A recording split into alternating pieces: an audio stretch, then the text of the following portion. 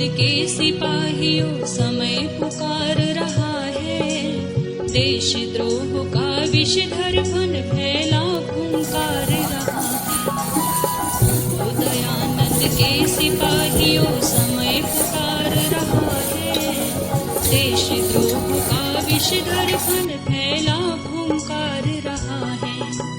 उठो दयानंद के सिपाहियों।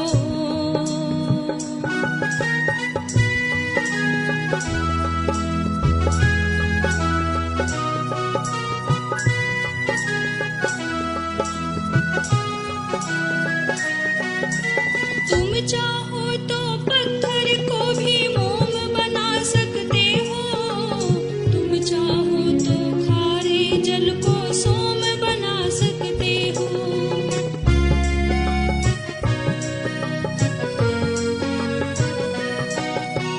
तुम चाहो तो बंजर में भी बाग लगा सकते हो, तुम चाहो तो पानी में भी आग लगा सकते हो। श्री कृष्णा जी हमारे बीच में उपस्थित है सपरिवार। मैं उनका बहुत बहुत इस कैंप में पधारने पर उनका स्वागत करता हूं, उनका अभिनंदन करता हूं। और हमारे आज समाज के पदाधिकारी भी आज उपस्थित हैं। आशा जी आप मामा जी एक मिनट। मैं डॉक्टर साहब सत्यकाम जी से निवेदन करूंगा कि यजमानों का परिचय। मंत्री कहें, सर्वे सर्वा कहें या उनको समाज का मेरुदंड कहें, एक गंभीर बीमारी अचानक आई। उसके पूर्व उनकी पत्नी दाहिने हाथ बैठे हुए हैं आज भगनी भाव से वेदी पर। वो स्वयं क्या बताएं, उसको लाइलाज बीमारी कहते हैं, लेकिन प्रभु की कृपा हो रही अनुदान वर्षा है कमी बस पात्रता। परम पिता परमात्मा की कृपा और उनके पूर्व जन्म का सौभाग्य हमारी सबकी सुमना। आज दोनों के दोनों हमारे सामने स्वस्थ बैठे हैं। अब मैं अधिक न कहकर भावुक हो जाएंगे। और इसी तरह के धार्मिक व्यक्ति अगर मिलते, जब भी कोई समाज में जाता है सम्मान को बैठाते हैं, रोकते हैं, खिलाते हैं और पीले। आज हमारी वेदी मुख्य यजमान है, मैं परमात्मा से प्रार्थना करता हूँ। और आज जिन ब्रह्मा से ब्रह्मत्व में ये सब हो रहा है, क्या बताएं आपने। व्यक्ति तो बहुत मिलेंगे, लेकिन जिसके आचरण रोम रोम में धरा हुआ, इनकी वाणी के साथ ईश्वर से प्रार्थना करता हूँ, प्रभु लखनऊ किसी तरह गौरवान्वित करने पर मुझे अच्छा वीर ताली। ओम भूर्भुवः स्वाहा तत्सवितुर्वरेण्यं भर्गो देवस्य धीमहि धियो यो नः प्रचोदयात्। ओम शन्नो देवीरविष्टाय आपो भवन्तु पीतये संयोरक्षवन्तु नः। ओम वाक्वाक्, ओम प्राणः प्राणः, ओम चक्षुः चक्षुः, ओम श्रोत्रं श्रोत्रम्, ओम नाभिः, ओम हृदयम्, ओम कण्ठः, ओम शिरः, ओम बाहुभ्यां यशोबलम्, ओम करतल करपृष्ठे स्मान्त्वेष्टियं वयं युष्मस्तं वोचं वेदत्मः। ओम उदीचीदिक् सोमो धिपतिः स्वजो रक्षिता शनिरिषवः। तेभ्यो नमो धिपतिभ्यो नमो रक्षितृभ्यो नमः ईशुभ्यो नमः एभ्यो अस्तु। यं भवाय च मयो भवाय च नमः शंकराय च मयस्कराय च नमः शिवाय च शिवतराय च। ओम शांति शांति शांति। शांति। क्या है वो? हवा के बिना, भोजन के बिना निकाल देगा, समय निकाल सकता है 1 दिन 2 दिन आराम से। पानी के बिना भी कई घंटे निकाले जा सकते हैं, लेकिन हवा के बिना 2 मिनट मुश्किल पड़ जाएगी। 2 मिनट के लिए आपकी नाक पकड़ दी जाए ना, इतने में आंख निकल जाएंगी हमारी। तो ऐसी हवा की सफाई बिना हवन से नहीं होती। हम घरों में खूब सफाई करते हैं, पोछा वाली लाएंगे और दुनिया भर की सफाई करेंगे, वो भी सफाई जरूरी है, लेकिन उससे महत्वपूर्ण सफाई क्या है जी? वायु की। जब से हमारे घरों में वायु की सफाई घट गई, हमारे सब प्रकार के संस्कार दूषित हो गए। अगर हवा की सफाई हो तो हर मनुष्य संस्कारित रहता है, उसका मन भी अच्छा होगा, बुद्धि भी अच्छी होगी, शरीर भी स्वस्थ रहेगा। हवा ठीक तो सब कुछ ठीक। इसलिए हम जो यज्ञ हैं, मैं बच्चों से भी कहूँगा, ये हवन जरूर सीखना है। विशेष करके मैं आपको बताऊंगा, ये दैनिक यज्ञ बहुत छोटा लिखा है, केवल 5 मिनट में हो जाता है। 16 मंत्र है केवल, प्रातःकालीन 4, सायंकालीन 4 आहुति देने वाले, और 4 दोनों समय दिए जाते हैं। 12, एक आपो ज्योति रसोमृतम, 13 और सर्वम मयि पूर्णम स्वाहा, 3 बार। कितने हो गए? और कहीं भी 16 की गिनती नहीं है। 5 माह यज्ञ विधि में ये 16 की गिनती लिखी है स्वामी ने, पूरी विधि लिखी है। हवन कुंड कैसा हो, चम्मच कैसी हो, समिधाएं कैसी हो, सारी चीजें लिखी हुई हैं। और फिर ये 16 मंत्रों की आहुति, वो इसलिए लिखी है इतना छोटा कि बालक भी पढ़ने जा रहा है तो 16 आहुति देखी जाए। बालकों की भी जरूरी है हवन करना, अनिवार्य लिखा है। कोई बालक बिना हवन किए बिना विद्या न पढ़े। अथ ईश्वरी स्तुति प्रार्थनोपासना मंत्राः। ओम विश्वानि देव सवितर्दुरितानि यद्भद्रान्तान्य आशुभ। ओम हिरण्यगर्भात् समवर्तताग्रे भूतस्य जातः पतिरेक सदाधार पृथिवीन्द्यामुते कस्मै देवाय हविषा। ओम य आत्मदा बलदा यच्च विश्वौ प्रशिक्षां यच्च देवाः यस्य छायामृतं यस्य मृत्युः कस्मै देवाय हविषा। ओम यह पानी मंगा लीजिए।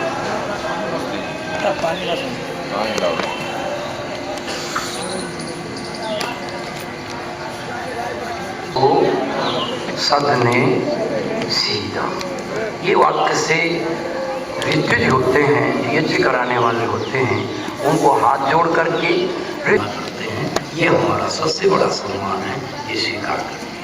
ओम सीधा में हम आपके इस स्वागत को ग्रहण करते हैं, अर्थात जब तक यज्ञ पूरा होगा तब तक के लिए हम आसन को ग्रहण करते हैं। आप इसको भी लगा सकते हैं।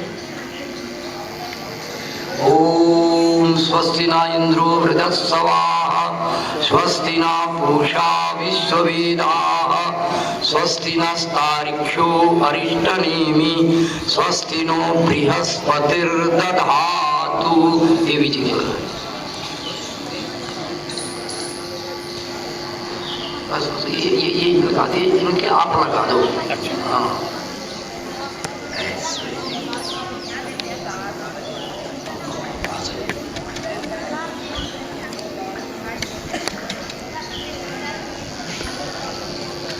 वैसे टीका तिलक लगाने का विधान स्वामी जी ने नहीं लिखा है, लेकिन ये प्रचलन में तुम्हारे आ गया, ना करो तो कई लोगों को लगता है ये नहीं करवाया है, ले आते हैं लोग, तो मैंने लाचारी से करवाया है।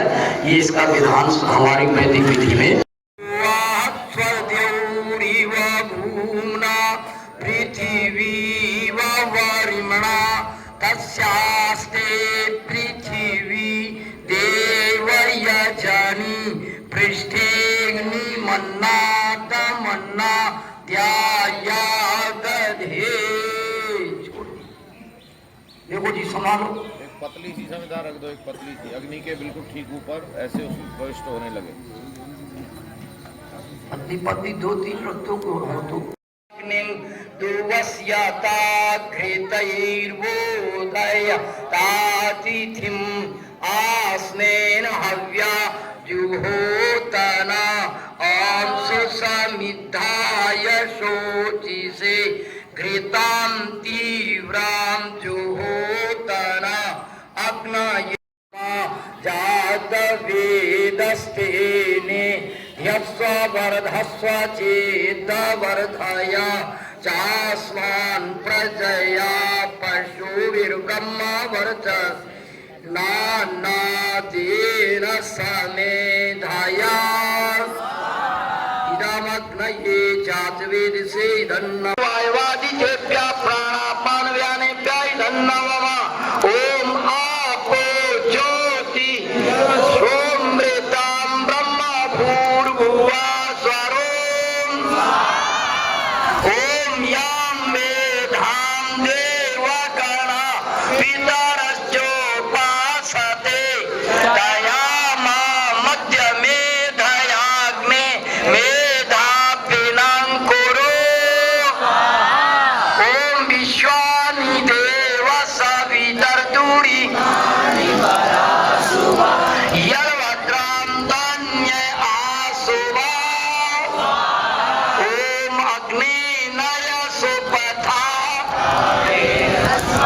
विश्वानि देव पयुनानि युयोध्यस्मज्जुहुराणमेनो भूयिष्ठां ते नमः।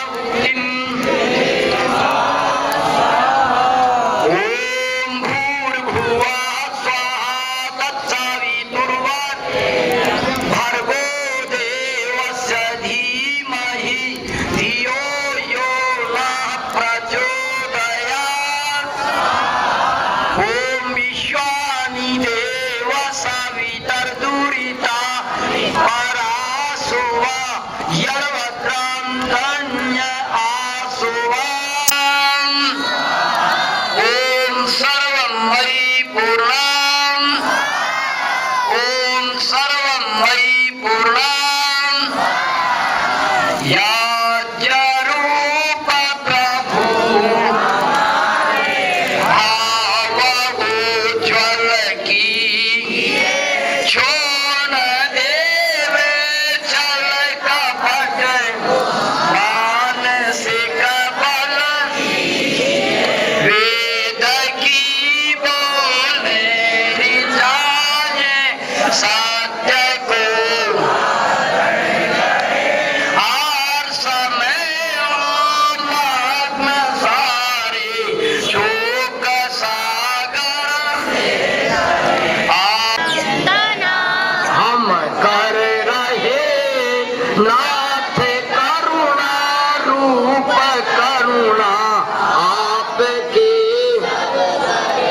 पूजनीय प्रभु हमारे भाव उज्ज्वल की छोड़ देवे छल कपट मानसिक बल की प्रभु आत्मिक बल दी। ये हमारा ये पूरा हुआ।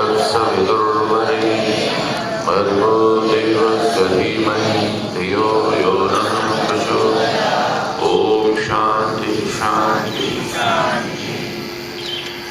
पवित्र वेदी पर विराजमान यज्ञ के ब्रह्मा श्रद्धे आचार्य जी, सम्माननीय स्वामी जी, शिविर में उपस्थित सार्वदेशिक आर्यवीर दल के सम्माननीय अध्यक्ष डॉक्टर विवेक जी और उनके सभी साथी, समारणीय सत्यकाम जी, प्यारे आर्य वीरों और सभी शिक्षकगण, हमारे सम्माननीय प्रिय दर्शक जी, दो बातें इस समय मैं आपको बताऊंगा। एक तो ये, कल हमने आपको एक बात बताई थी कि यज्ञ हमारी दिनचर्या है। बोलो क्या है? दिनचर्या है। पर मैं आपसे एक बात पूछना चाहता हूं कि यज्ञ कितनी देर में हो जाता है? क्या अंदाजा लगा आपको इन दिनों में? है जी 15 मिनट में आपका यज्ञ पूरा हो जाता है। आप मुझे सरलता से समझो, देखो सीधे बैठो एक बार। तो ये देखो, ये मास्टर जी चित्र बना रहे हैं, चित्र भी ठीक आएंगे तब आपके। और मेरी तरफ ध्यान से सुनो, मैं दो बातें बताऊंगा केवल, और महत्वपूर्ण बातें। अभी क्या है, बहुत चीजें हमें आती नहीं है, और हमें नहीं आती हैं, बहुत लोग जो बहुत ज्यादा पढ़ लिख गए हैं उनको भी नहीं आती हैं, क्योंकि हमारा जो एजुकेशन सिस्टम है ना, वो खराब हो गया है। इसीलिए बहुत चीजें हमारे बुढ़े होने तक भी नहीं आती हैं।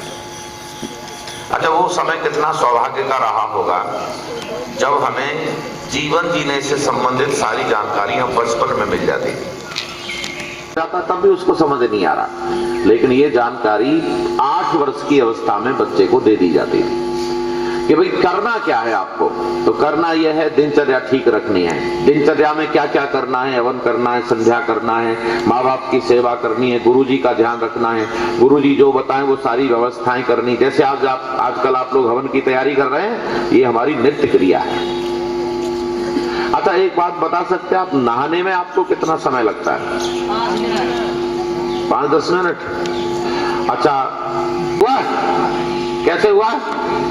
ना तो शरीर बढ़िया है और ना ही कुछ है उसके पास ज्ञान वान है, तो संतुलित जीवन कब होगा?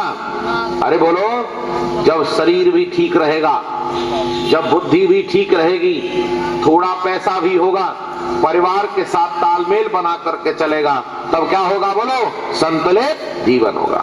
तब संतुलित जीवन के लिए क्या करना है? तो संतुलित जीवन के लिए हमें यज्ञों को अपनाना है। जोर से बोलो, क्या करना है? जो ब्रह्म यज्ञ नहीं करता वो ईश्वर की तरफ नहीं जाएगा। जो देव यज्ञ जो आपने भी संपन्न किया इसको नहीं करता तो वातावरण में संतुलन नहीं बना पाएगा। जो पितृ यज्ञ नहीं करता वो परिवार को ठीक नहीं रख सकता। जो अतिथि यज्ञ नहीं करता वो बुद्धि विवेक को अच्छा नहीं बना सकता।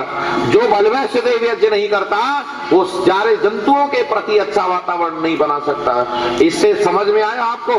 हमारे जीवन के लिए 5 यज्ञों का विशेष स्थान है और इनका नित्य प्रति अभ्यास करना है। बोलो, क्या करना है? यहाँ एक मिनी गुरुकुल बना हुआ है, वैसे ही बच्चे गुरुकुल में पढ़ते थे। माता पिता गुरुकुल में आते नहीं थे, बच्चे घर जाते नहीं थे, आचार्य के अधीन रहते थे। और उस समय प्रातः काल समय से जगना, नित्य प्रति संध्या करना, व्यायाम करना, हवन करना, ये नित्य प्रति का सहज काम था। अच्छा, आपको सहज लग रहा है कि नहीं? हवन करना घर पे हो सकता है क्या? परमेश्वर की आराधना करने के लिए, थोड़ा समय माँ बाप के लिए। एक व्यक्ति, एक सेठ जी, एक नौजवान सेठ, सुनो, एक नौजवान सेठ, उसकी समझ में आ गया पैसा होना चाहिए। अच्छा, उसी की समझ में आ गया है कि सबकी समझ में आ गया है? ये बात तो सबकी समझ में आ गई, पैसा होना चाहिए। तो उसने व्यापार में अपना दिमाग लगाया, पूरा तन मन धन सब व्यापार में लगा दिया। व्यापार व्यापार व्यापार, न खाने का समय, न सोने का समय, न बच्चों के लिए समय, बस व्यापार व्यापार, दिन रात व्यापार का ही चिंतन, व्यापार का ही काम। आहा, अब सेठ जी, वही नौजवान सेठ आज 60 साल का हो गया और पैसा हो गया बहुत। इतना पैसा हो गया कि मुनीम लगाने पड़ते हैं, लेकिन अब डॉक्टर से कह रहा है मुझे ठीक करो, चाहे पैसा कितने लग जाए। लाइन में सुनो, अभी ऐसी बहुत जगह हैं जहां पर सारे लोग नहीं जा सकते।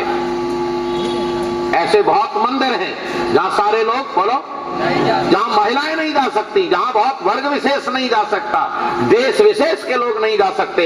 लेकिन आपको जानकर अच्छा लगेगा, आर्य समाज ऐसी जगह है जहां किसी देश, जाति और वर्ग विशेष का व्यक्ति आकर अपने जीवन का कल्याण कर सकता है। यह है आर्य समाज।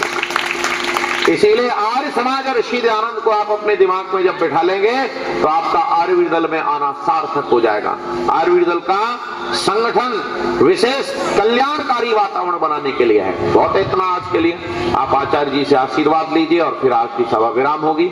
हाँ जी, आप जैसे जैसे बड़े होंगे तब तक आप हवन करो। आर्य समाज में जाओ जब तक हवन नहीं कर पा रहे हैं, ठीक है कि नहीं? और जिन घरों में हो रहा उससे तो सौभाग्य की बात कोई है ही नहीं। ठीक, धन्यवाद।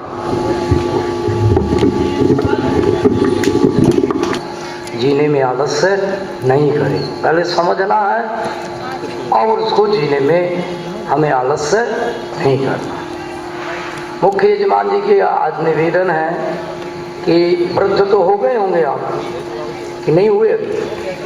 हाँ, जब बेटा का बेटा हो जाता है तो क्या हो जाता है? वो वृद्ध कहा जाता है। तो अब बेटा का बेटा तो हो गए होंगे, तो इसलिए अब ये यजमान जी हमारे मुख्य यजमान हैं, ये वृद्ध हैं, इनको सोचना है कुछ मैं जब आशीर्वाद दूंगा ताकि इनकी जीवन की जो अब कामनाएं हैं वो पूरी हो। एक मेरा निवेदन है आपसे, एक ये संकल्प आज सोचना है कि मैं अब प्रतिदिन स्वाध्याय करने का प्रयास करूंगा और मरने से पहले मैं पूरा प्रथम समोल्लास और पूरी संध्या के मंत्रों के अर्थ, प्रथम समोल्लास 100 नामों के अर्थ और आर्या भी ये अगर कर लेंगे ना तो आपका यह लोक और परलोक जरूर सुधरेगा। बुढ़ापे के ये काम होते हैं, कहते हैं बुढ़ापे में ईश्वर की भक्ति हो, और ईश्वर की भक्ति कब होगी? जब हम ईश्वर को जानेंगे। जब तक ईश्वर के 100 गुण काम नहीं जानेंगे हम ईश्वर को नहीं जानेंगे। ऋषि दान का ऋण उतरेगा ही नहीं जो प्रथम समोल्लास को बुढ़ापे में नहीं याद कर लेता है, वो ऐसे ही जाएगा निष्फल, न ऋषि का ऋण उतरेगा। संध्या के मंत्रों के अर्थ नहीं जाने और मर गया तो उसको जीवन जीने का फल संध्या सहज हो जाएगी। तो 6 महीना 1 साल में ये पूरा हो जाएगा। इतनी बड़ी भगवान की कृपा कि ये आपकी आने वाली पीढ़ियां कभी भी भटक नहीं सकती हैं। आपकी आने पूरी वाली पीढ़ियां वेदोक्त मार्ग पर चले। एक तो ये मेरा विशेष निवेदन है, ये मन में सोचते हुए ये मैं अवश्य करूंगा। और बाकी सभी हाथ जोड़ लो। बच्चे लोग ये सोचेंगे जो संतुलित जीवन है वो जिएंगे, और बाकी जो वृद्ध लोग हैं ये जिएंगे कि हम अब निश्चित रूप से ईश्वर की पूरी जानकारी और ईश्वर की पूरी भक्ति का जितना भी ज्ञान विज्ञान ईश्वर की जानकारी है ये तो फिर भक्ति की जाती। भगवान की पूजा में कितने काम किए जाते हैं बताओ, किन्हीं बच्चों को मालूम? भगवान की पूजा में कितने काम किए जाते हैं? कल मैंने बताया था, किसी ने सुना होगा, कितने काम किए जाते हैं। बच्चे ऐसे ही हैं बेकार, सुनी हुई बात भी नहीं सुना पर। भगवान की पूजा में कितने काम? 3। कौन कौन से? स्तुति, प्रार्थना और ये कहाँ किए जाते हैं? ये कहाँ की जाती है भगवान की पूजा के काम? मंदिर में। कहाँ किए जाते हैं? कहा गया है, जो संध्या में कहा गया है, जो आर्या विना में कहा गया है, उसकी क्या करनी चाहिए? स्तुति, प्रार्थना और ये अगर वृद्ध अवस्था में करके मरे तो निश्चित रूप से ये लोग भी और परलोक हमारा ऊंचा होगा। इसमें इसी कामना के साथ मैं आशीर्वाद आपको देना चाहता हूँ। आप ये मन में कि मैं अब जितना भी जीवन है, साल 2 साल जितना भी, अब 100 तक हम तो भगवान से ये कहेंगे, अब जब भगवान ने बचाया है तो 100 पूरे हो, तो तब तक हम ऐसा जीवन जीने में पुरुषार्थ करते रहे, इसमें ईश्वर की भक्ति से भरा हुआ आपको ऐसा। और बाकी सब बच्चे हाथ जोड़े तो मिल लेना आशीर्वाद की नहीं, अरे हम तो छके, ठीक है कि नहीं? तो हम संतुलित जीवन जो आचार्य जी ने बताया इसको समझेंगे, सीखेंगे और सीख करके इसको करने में आलस्य ये अगर सोचोगे तो तुम्हारा आशीर्वाद मिल जाएगा। आप लोग सोचिए, मैं आशीर्वाद दूंगा। आपको बोलना नहीं, सोचना। ओम पूर्णा संतु यजमानानां कामाः, ओम सत्याः संतु यजमानानां कामाः, ओम सफला भवन्तु यजमानानां कामाः, ओम सौभाग्यमस्तु, ओम शुभम भवतु। ये सबकी रक्षा करने वाले ओम, ये सभी यजमान जो जो आज संकल्प लिया है करने का, हे प्रभु ये संकल्प में खरे उतरे, ये किसी तरह से आलस्य नहीं करेंगे। इनकी सभी कामनाएं प्रभु आपकी तरफ से पूरी हो, सत्य हो, सफल हो। इनका सौभाग्य धन धान्य ऐश्वर्य से, गुणों से, अच्छाइयों से, सुख शांति से भरा रहे। सब प्रकार की विघ्न बाधाओं से, बुराइयों से, सब प्रकार की दरिद्रता से इनका जीवन सदा दूर रहे। यही मेरा आत्मा से प्रभु आपसे प्रार्थना है कि अपने संकल्प को पूरा करें और आप निश्चित रूप से मेरी की हुई मानी हुई प्रार्थना को अवश्य पूरी करेंगे। ऐसे विश्वास के साथ मैंने प्रभु आपसे प्रार्थना की है, अवश्य पूरी करेंगे। ऐसी भावना से आपका आशीर्वाद दिया गया है, आपको अवश्य में मेरा आशीर्वाद प्राप्त होगा अगर आप इन कामों को करने में आलस्य नहीं करेंगे। अब शांति पाठ। ओम द्यौः शान्तिरन्तरिक्षं शान्तिः, पृथिवी शान्तिरापः शान्तिरोषधयः शान्तिः, वनस्पतयः शान्तिर्विश्वे देवाः शान्तिर्ब्रह्म शान्तिः, सर्वं शान्तिः शान्तिरेव शान्तिः, सा मा शान्तिरेधि। ओम शांति शांति शांति। सत्य सनातन वैदिक धर्म की, ब्रह्मा से लेके महर्षिदान पर्यंत सभी ऋषियों की, गुरुवर बिरजानंद की, मर्यादा पुरुषोत्तम श्री रामचंद्र जी की, भगवती माता सीता जी की, योगीराज श्री कृष्णचंद्र जी की, भगवती माता रुक्मणी जी की, बजरंगबली हनुमान जी की, सभी वीर वीरांगनाओं की, सभी महापुरुषों की, और ये समाज वेद की ज्योति, ओम का झंडा, गौ माता का, अब मैं कहूँगा वैदिक अभिवादन, आप कहेंगे क्या? नमस्ते जी। बड़े भाव के साथ दक्षिणा देते हुए, सबसे बड़ी दक्षिणा है जो हमने संकल्प लिए हैं, उन संकल्पों को पूरा करने में आलस्य नहीं करेंगे। ऐसे भाव के नमस्ते करने से अवश्य में वो जो आशीर्वाद देने वाला है उसको अवश्य में वो बड़ी भारी पुण्य की दक्षिणा मिलती है। ऐसी दक्षिणा, पुण्य की दक्षिणा बढ़ाने के लिए ऐसे भाव के साथ आपको नमस्ते करना है। वैदिक अभिवादन।